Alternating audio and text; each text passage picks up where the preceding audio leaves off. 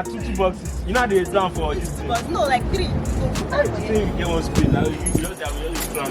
No, this one enough load already. What I just carry for?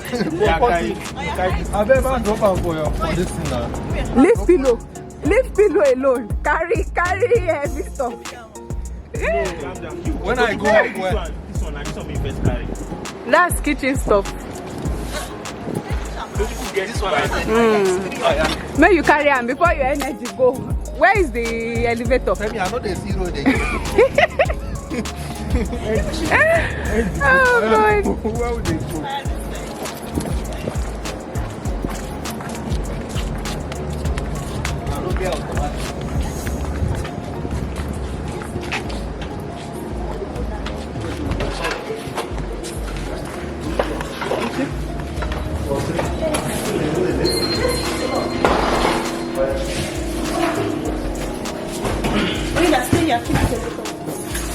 Oh, okay. So we'll put everything inside. Well, let's put everything. Well, if elevate, where is it coming from? Now from back, I be from front. If you go down the pen.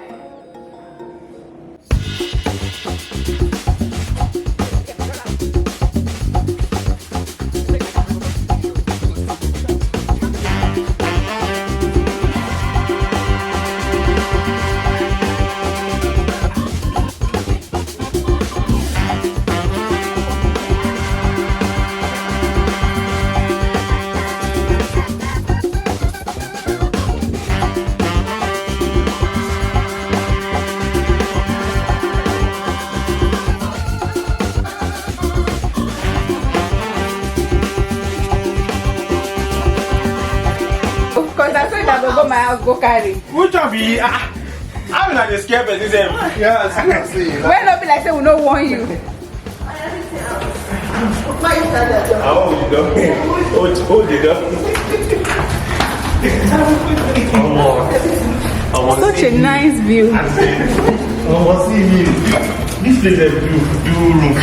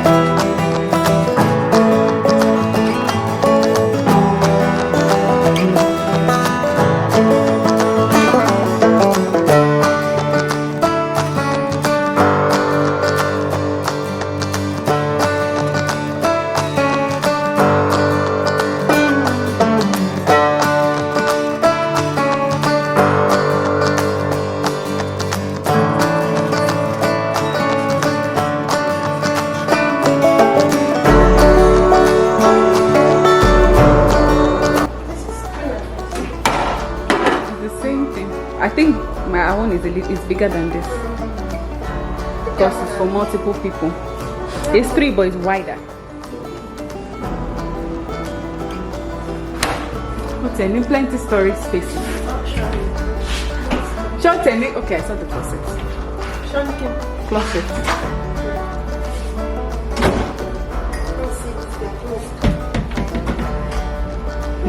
Over. Show by his own destiny. Oh, it's locked.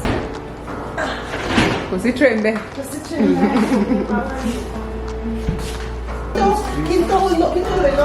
Hard working boy. Drama.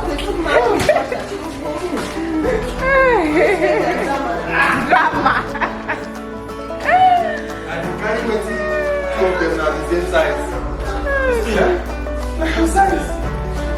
Sorry. What's the next side? Now, pillowcase and the sheet say inside. Hi, Messi. What's your name? Unano. Hi, Messi. I'm not saying it like that. Can I know you? They was like So, Messi, these are for my fans, and I would like to. I know just mama shake, but I keep on the camera. You know if you're shaking, you're shaking. Hey, you're shaking. Oh, Messi. So, what are you wearing? Right now wearing Gucci. Oh, nice. And the shoes I'm wearing is Louis Vuitton. Shoes. Let's get this belt. And this look is like 2.5 million. Wow. Yeah. And the bag that I have on the couch over there, that's 2.5 million. Really? From Ricardo. Wow. Yeah.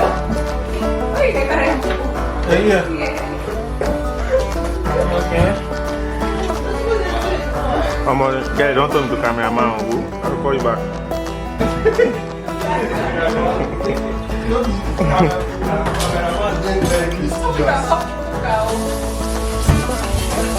Also, they're turning to tripods.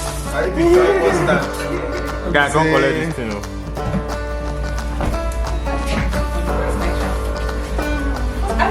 I beg, see, you are not looking for this tripod diligently. I'm holding on this thing. Don't you?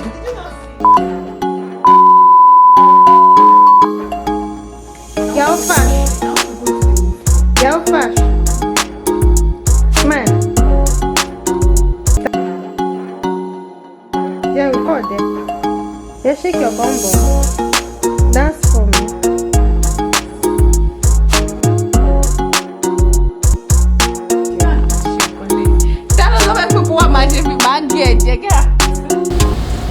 I'm so tired. Now that I have finished cleaning the floors.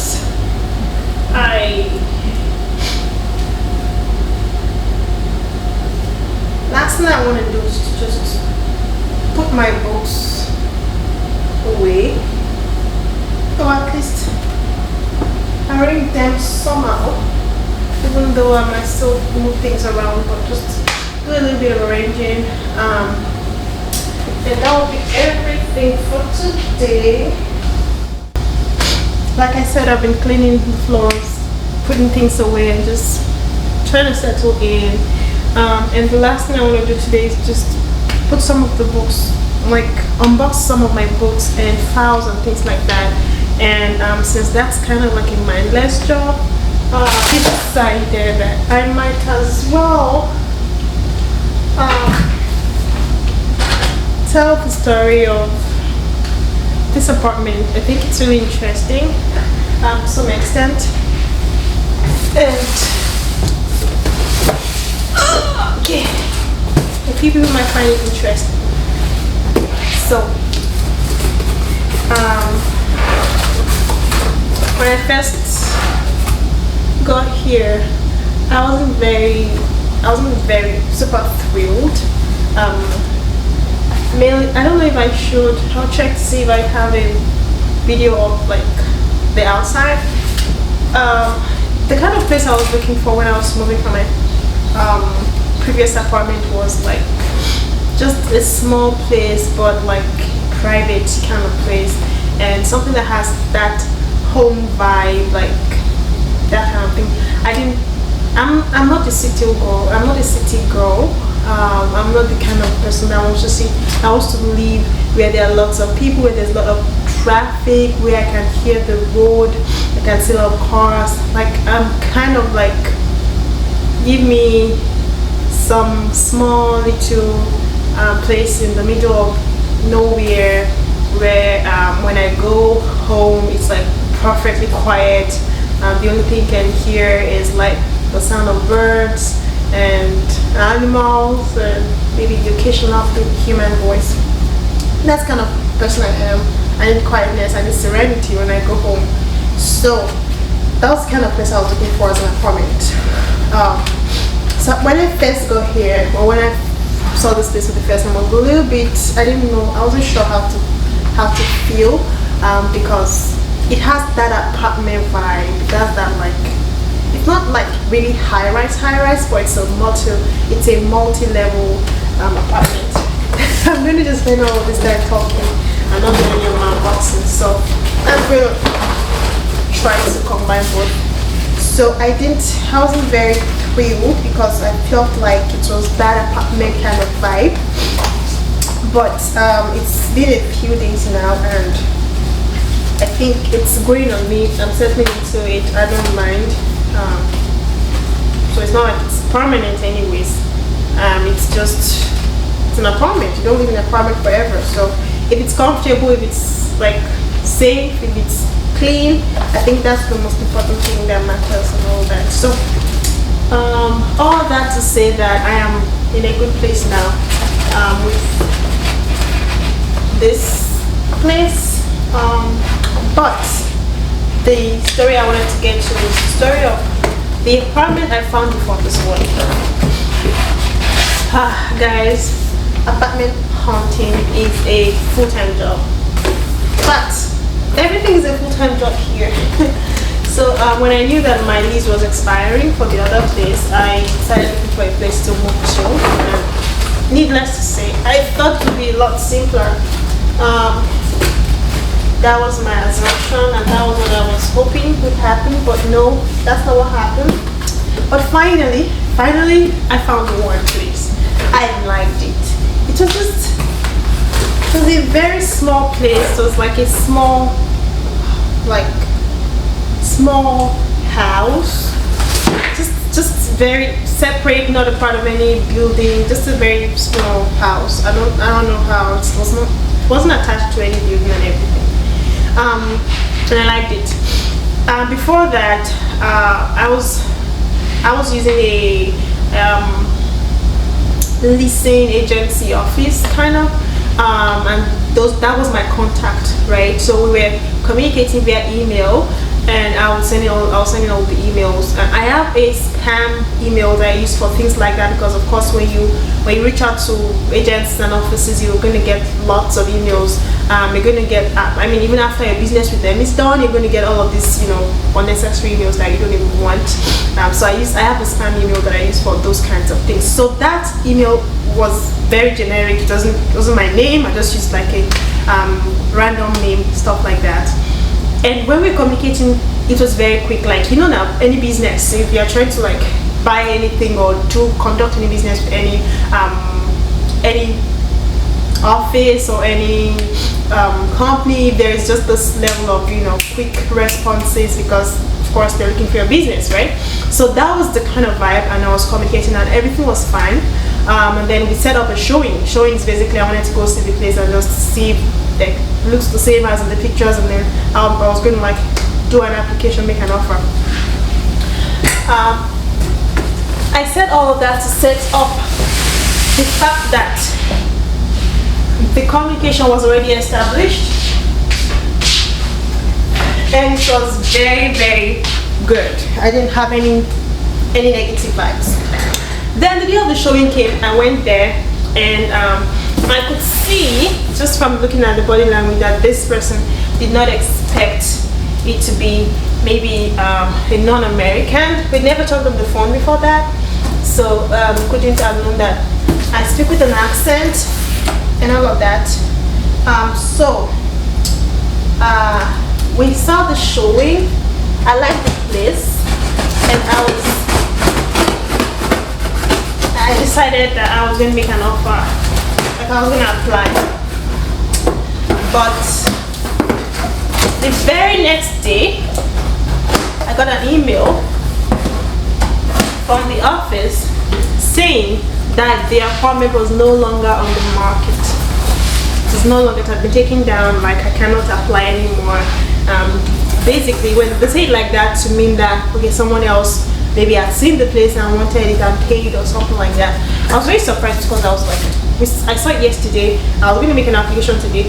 That was really fast, but I didn't think anything about it. I was like, okay, let's see how the other ones that they have, because like I said, it's an apartment leasing agency, so they had so many other apartments that they were managing, right? So I responded and said, oh, that's a little bit disappointing.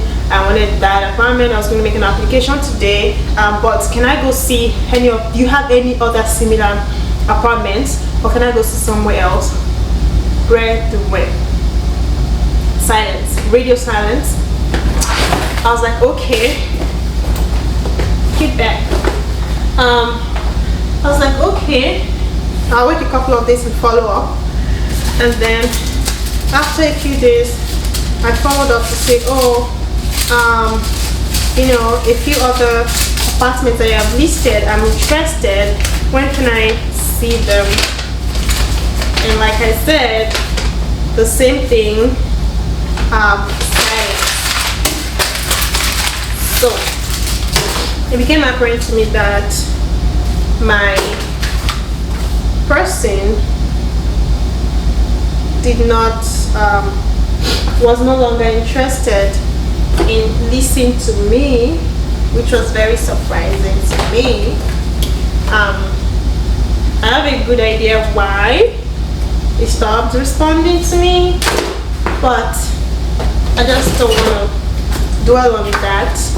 And I was like, I've never been late on rent. I'm a great, amazing renter. I'm like the perfect renter you could ever ask for. Like, so his loss if he doesn't want to rent to me. That's it. I was just a little bit, you know, disappointed because I really like the place. And then I was like, okay.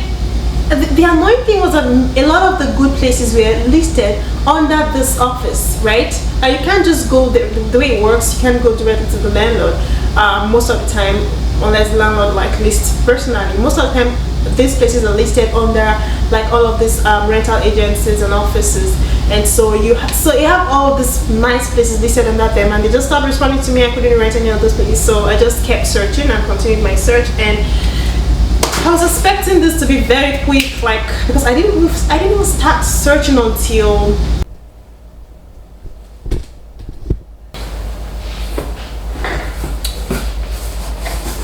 I'm just going to spend all of this time gisting, telling stories and not doing any of unpacking. Anyways, so I expected the search to be fast, basically, and it started dragging on, and I was beginning to panic a little bit that if I don't find somewhere soon when my lease expires at the other place, I could not even renew the other place because I had already planned to leave and find a different place, so I didn't renew at all. And there's like a time limit. If you don't renew within that time limit, they kind of let someone else renew, let someone else get it, basically. So, look at that. I'm rich. $1 and a lot of coins. So, I was beginning to panic a little bit, like, I haven't found the place. My lease is about to expire. What to do? And men and brethren, that's when I remembered to pray. which is the point of the whole story anyways. Like that's the point I'm actually trying to, that's why this story is worth telling, and that's what I'm trying to get to by telling the story. That's when I remember to pray, like, I need a place, Father, like, God, please.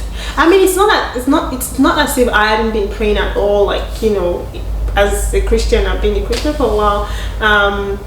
It's just normal that I would mention a few things, like just in the past, and like, you know, like doing devotion or praying and just ask God, this red situation, Father, let me find a good place, something like that. But I didn't actually pray intentionally about like this. I need God, I need intervention. I was a little bit hurt about the other person because I knew that he just decided to not like rent to me, probably because he felt like I might not be a good option for a renter or whatever.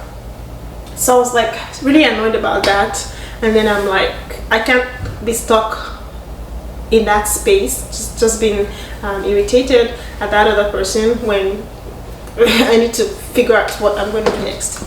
So I prayed about it. I started praying like for a good place, and forgot to just work it out, right? What do I have all of this for? For goodness sake. I just prayed for God to work it out and to make everything work together and help me find a place, stuff like that. And so I just got the inspiration to change my tactics, and I used a few tricks that I've learned since I've been here, and that's how. This is actually a sublease. A sublease is basically like I didn't rent directly from the apartment. I rented from someone who had the space and needed to move for some reason. So I just reached out, and it was perfect. You know, when a situation kind of just evolves in a way that feels like it fits your exact situation, the exact amount of time you need, the exact amount of money that you budgeted, the like distance, because at some point I was beginning to look at some other apartments that would be far away from my work, from my job, and I would have to like drive like 30 minutes every day, and that wasn't ideal. But I was like, at this point I'm gonna take anything that I find, and the distance was perfect, very close, like 10 minutes away from work. Even the rent, I got a discount because the person was so eager to, like, the person bought a house, so he needed to move. All of those kind of things just worked out perfectly, that I was like, why was I upset about the other situation? I was like, why was I upset about the other situation? The point of this story is that, see, God had it's so funny, because I've learned this lesson over and over and over again. God has shown me this over and over again, that He knows our concerns more than us. He cares about our concerns. He cares about the small things. He cares about like the little things. Like, it's just rent, so I'm just trying to find an apartment, it's fine. And then we kind of tend to be self-sufficient and just, you know, want to just work things out. It's not even because we don't have faith in that sense. It's just because, you know, we just assume it's fine, it's a small thing, I'm just going to take care of it. But He wants us to bring all of our cares. The Bible says that we should cast all of our cares and burdens upon Him. Like I said, I'm not doing anything, I'm just talking. We should cast all of our cares upon Him, for He cares for us, right? So like, it just kind of highlighted that lesson to me again, that girl, why do you do this to yourself? Like, prayer is not, shouldn't be the second thing you remember. It should be like the first place you start from. And that was just perfect, because I'm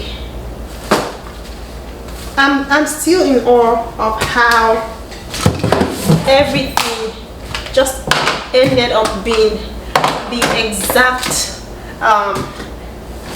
kind of everything I needed, just worked perfectly. And I was like, this is perfect. I was almost as if someone kind of knew what I needed and just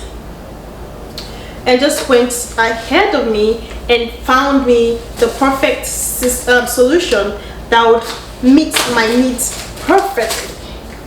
And of course, someone did. God did. And He has done that for me so many times, over and over again. Like, He has just worked things out perfectly. And I'm just really thankful. So this is like, you know, an encouragement, like a testimony, because it's really important that we should like share with others what God is doing. And I'm just really thankful. And when I first got here, like I said at the beginning of the story, which is getting a little bit long now, I wasn't so thrilled. I was like, it's an apartment, there are no trees, there's no grass. I mean, there are trees, but like I like a kind of, you know, really lots of nature around kind of vibe. Personally, that's kind of place I love. But now after a few days settling down, I'm like, what were you complaining about again, girl? Like, what's your problem? Kind of thing. And I wasn't complaining, you know, I was just being a child. But I'm just thankful that it all worked out. And I like it. I really like it. So I'm gonna show you around now. Once I pull these boxes, put these boxes away, I'm going to show you like what the place looks like all cleaned up. Yeah, exhausted. That's what I feel right now. I just finished putting away all the books like I said I was doing, and let me catch my breath. There was more than I expected. Not a lot of books, just a lot of documents and papers to sort like through. Here are the books. They can't really put together. Oh yeah, so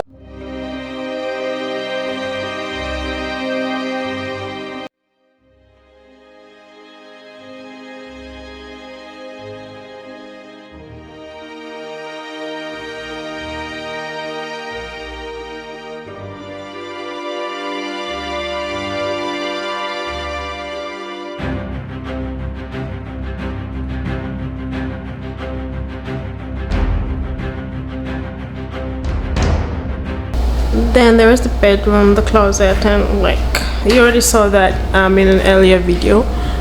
My friend is in there right now. I don't want to go in there with the camera, but that's it. Like it now to get all the, there is a blind there, but I want a curtain, so replacing that. Like this place needs a rug. Just small stuff like that, so it's left, and then we will have a home. I love this quote. By wisdom a house is built, and through understanding it is established. Through knowledge its rooms are filled with rare and beautiful treasures. Thank you for hanging out with me so far. I've had lots of fun making this one, so thank you. Yeah. The grace of God, the peace of Jesus be with you all.